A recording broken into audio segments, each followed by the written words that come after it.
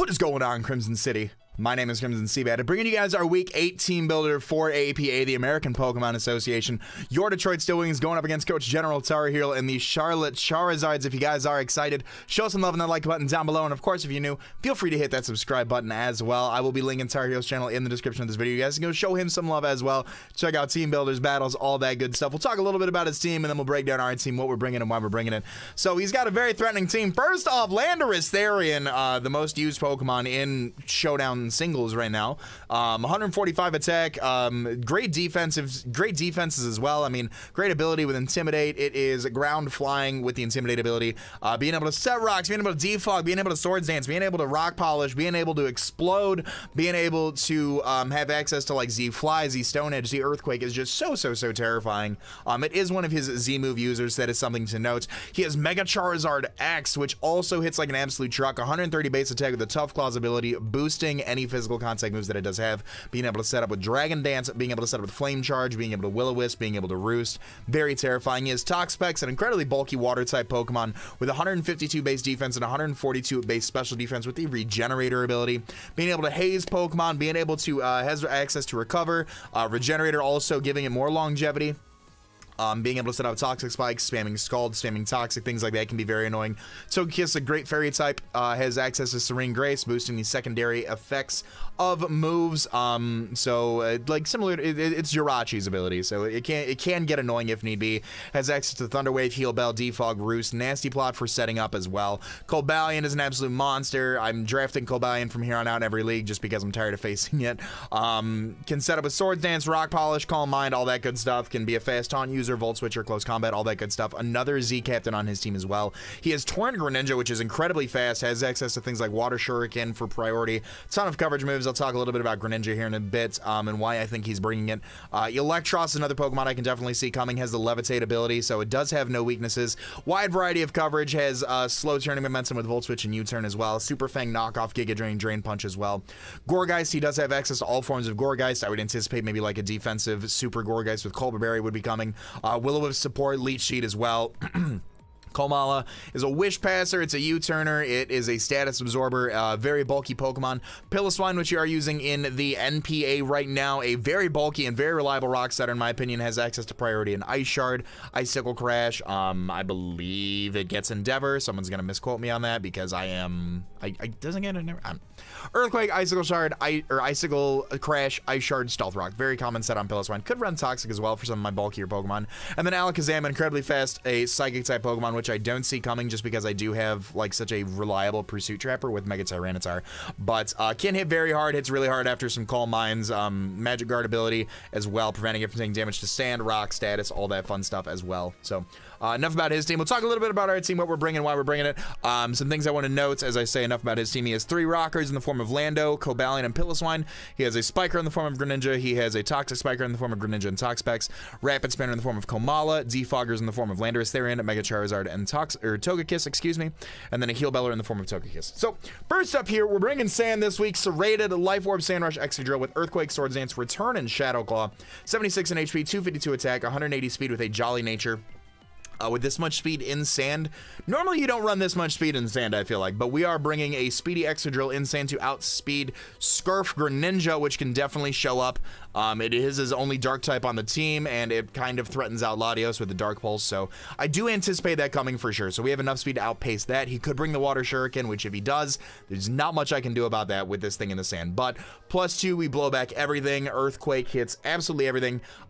Return and Shadow Claw. So Earthquake spam is really good outside of his resistances and immunities, which are Landorus, Toxapex, and Electros, and Gourgeist. So Gourgeist we hit super effectively with Shadow Claw, and then Electros, Togekiss, and Landorus, I wanted a move that hit all 3 of those for neutral damage, and Return was the best play. Return was the best play.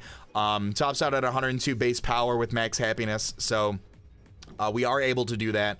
+2 return does do just a number, like I said, even if he brings in Landorus and we're already +2, if we click return like twice, we're nuking that thing. Obviously we can get some chip damage and switch off into something else if the Landorus does come in, but +2 Earthquake, Return, and Shadow Claw really do manhandle his team. Shuka Cobalion is something I can definitely see coming. uninvested, like if I'm not boosted in the sand, Shook Our Earthquake only does 56 to 60, and he in return knocks me out with the close combat. So nothing too crazy here with the Excadrill. I'm really proud of this Tyranitar set, actually. We're bringing Hella this week with the Unnerve before Mega Evolution ability, just to, you know, any resistance barriers that might happen. Stealth Rock, Crunch, Ice Beam, and Earthquake, 252 in HP, 108 in attack, 116 in defense, 28 in special attack, 4 in special defense with a Brave Nature. I'm really, really proud of this set, actually. Start from the way up, 4 in special defense. We had left over 4 EVs. Didn't want to let those go to waste, and they weren't really necessary anything else. So being able to boost that in the sand is really cool. 28 in special attack. If he is a Scarf Landorus set, we do knock him out from full with Ice Beam, which is really cool. If he's a Yachi Berry offensive set, because of the Unnerve beforehand, before Mega Evolution, we can go for the Ice Beam and knock him out right there. 116 in defense guarantees we are 3-hit KO'd by Adamant Mega Charizard X. 108 in attack with an offense with a Brave Nature, rather. Crunch is 2-hit KOing things like defensive Gourgeist. It is knocking out, or just 2-hit KOing max HP Electros. It is doing a 2-hit KO to Komala.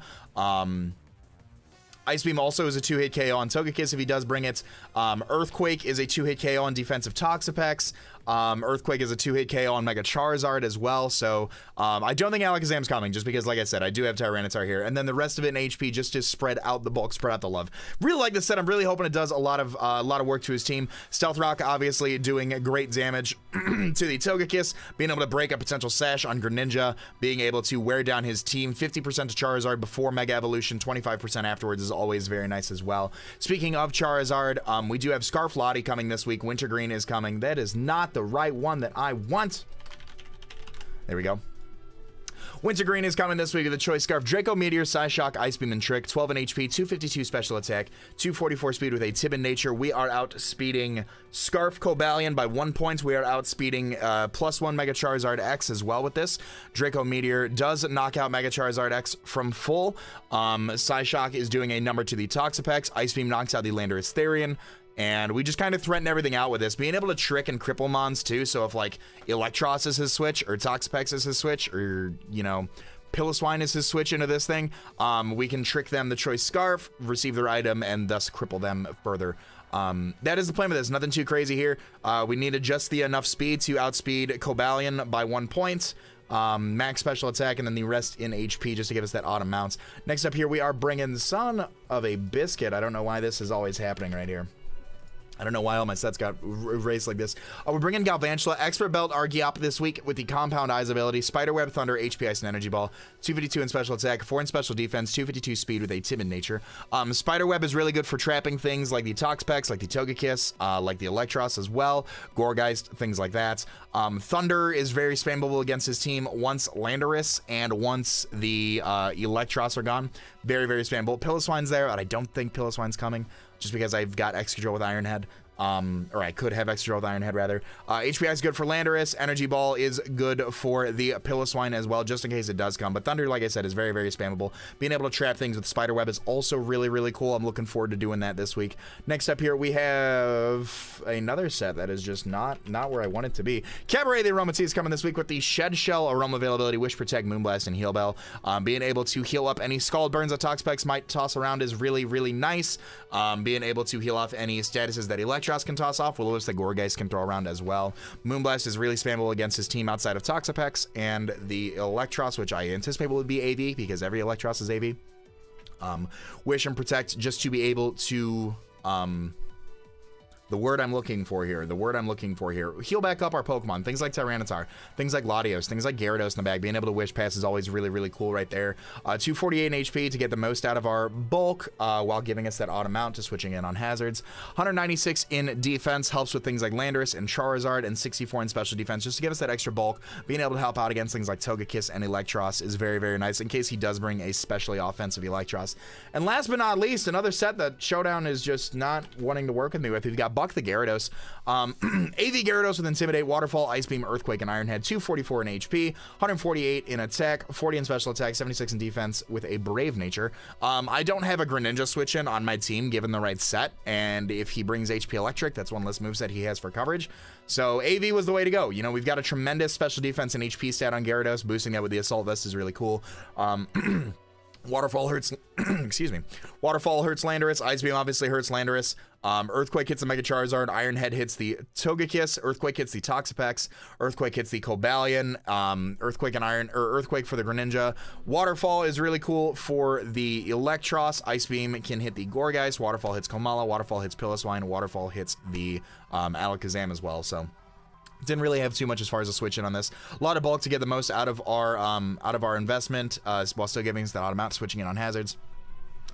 76 in defense ensures that we are 3-hit KO'd by HP Electric on Greninja. 40 in special attack is for Ice Beam on Landorus Therian, being able to knock that out. And then the rest in attack, just to be able to provide the most bang for our buck off that incredible 125 base attack stats. So that is our team going up against the Charlotte Charizards. If you guys have your thoughts on the team, feel free to leave them down in the comment section down below. Of course, if you're new, feel free to hit the subscribe button. If you enjoyed, feel free to leave a like as well. All that being said, I want to remind you guys to be great and do great. I'm going to let this outro bang. I'm going to talk to y'all soon. Later.